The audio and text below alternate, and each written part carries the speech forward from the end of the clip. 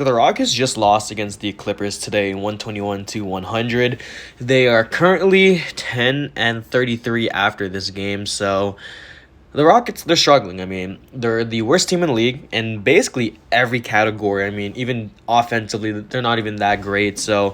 And as of recently, I mean, guys like Jalen Green and Jayshawn Tate both got suspended for a game for the altercation in the Kings game. Garrison Matthews got fined. I think Tari Eason got fined too. So we're going to talk about some problems or how to fix the Houston Rockets essentially. So we'll go over the game here pretty quickly and we'll get into it. So I'll only talk about some of the notable things today. I mean, Eric Gordon played 30 minutes and had 24 points and 3 rebounds, 2 assists, and 1 block. Şengün today, 15 points, 8 rebounds, and 6 assists with a steal on the block. And KJ Martin, 22 points, 9 rebounds, and 2 assists. So, yeah, 3 of these guys all played very well today. And basically, the rest of the guys, I mean, Tari Eason off the bench had 11 points and 4 rebounds, 2 assists, and 3 steals in the block. And 18 minutes, so that's great to see. And Josh Christopher got 18 minutes and had 7 points and 2 rebounds, 2 assists, and 1 steal with 2 blocks. Great stat line, but was negative 13 in the plus minus. So, yeah, we'll get into the main part of the video right here. So, yeah, the Rockets, they have a lot of problems that they need to fix. But I have 3 problems here that the Rockets have to fix this season. And it has to be this season because moving forward, I mean, it's looking like right now we're going to have basically another top 5 pick in the draft with being the worst team in the league.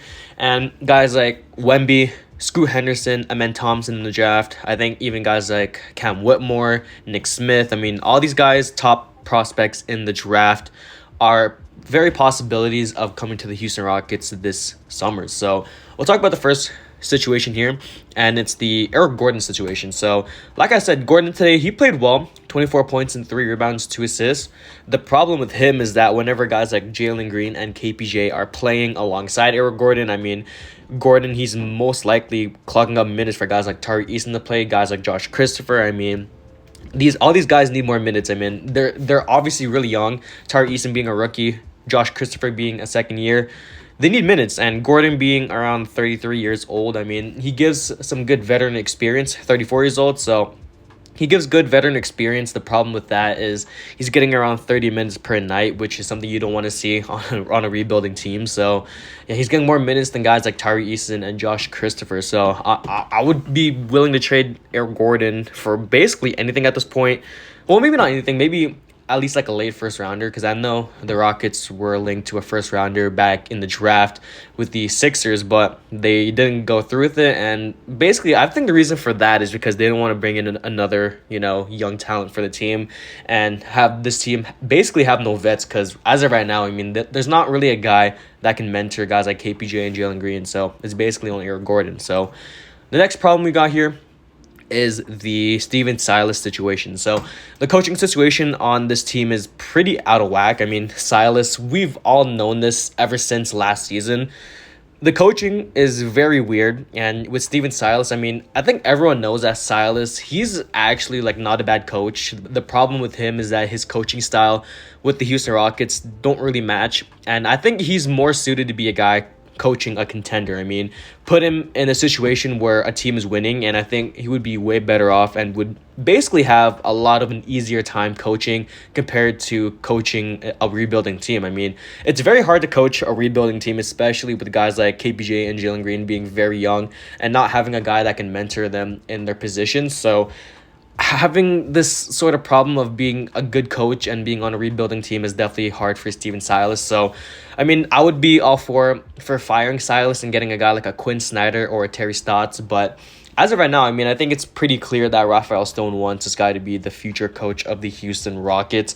And it's just very clear to see that Rafael Stone trusts Steven Silas and even the players. I mean, they've all spoken pretty highly of Steven Silas this season and last season. And even before that, guys like John Wall and Christian Wood have spoken highly of Steven Silas. The problem is that his coaching style isn't really matching up with the rebuilding Rockets as of right now. So if the Rockets obviously were a little bit better in terms of having more experience, I mean, if guys developed a lot quicker and had more experience on the team and had more winning, then I think we'd be a lot better in terms of having Silas on the team. So finally, we got the point guard situation on the team. So yeah, KPJ obviously was out tonight or today with the Clippers game today. So we didn't really have a true point guard today. I mean, we had Daishin Nix, but he didn't really do anything. 36 minutes and had 1 point, 2 assists, and a rebound, which is absolutely horrible. I mean, I don't know why this guy played 36 minutes today, but yeah, I mean, we need a proven point guard on this team, someone that can just mentor KPJ, because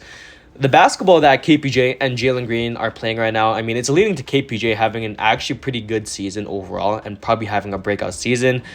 The problem is that we don't have a guy that can teach KPJ to run an actual point guard offense. I mean, I don't know, man. I mean, I got like a Mike Conley, even though his contract is bad. We just need a veteran point guard on this team, kind of like a Patrick Beverly would be pretty interesting. But yeah, I mean, with no actual point guard on the team, it's just really tough to get the offense going, especially in crunch time. I mean, in the fourth quarter, the Rockets definitely fumbled and they let the Clippers get into a huge lead. So we were playing guys like Ty Washington a lot more today, but with his inexperience in the NBA, it's a lot difficult for him to run the offense. So get a proven guy, get a veteran point guard off the bench whenever we have games like this where KPJ and Jalen Green are both injured and we need guys to run the offense, and I think we should be pretty much set.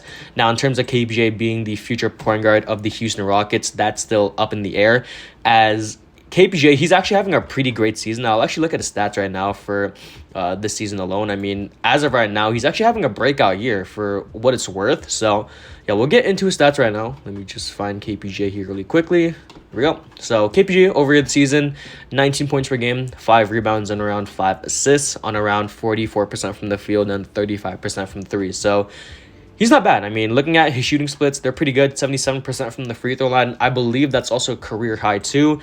The problem is his 3.6 turnovers. So KPJ, coming into the point guard role from last season, he didn't really have a mentor for the point guard position. I mean, John Wall wasn't really present with the team.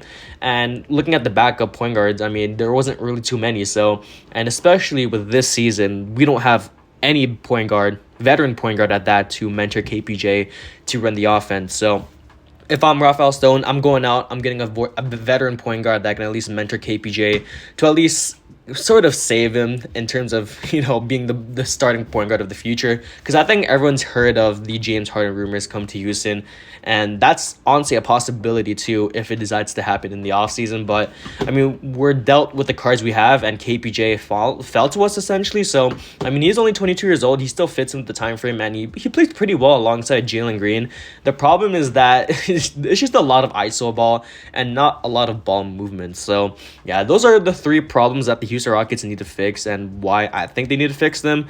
You guys claim me know what you guys think about these problems. I know there's a lot more problems, but in my eyes, these are the 3 biggest problems on the team, and really the only problems that are actually like really big in terms of holding them back as a team. So like I said, obviously there's a lot of other problems on the team. Minute restrictions, a lot of guys are just not getting minutes. Şengün's not getting at least 30 plus minutes per night. Jabari Smith, I mean, he's still getting started, but he's been on and off. Guys like Kenyon Martin Jr., who hasn't been too happy as of late, but he's actually been playing great as of late, should be another guy to talk about here. But yeah, these are my 3 takes on the Rockets and how they need to fix the team. So that's the end. My name is JC, and peace.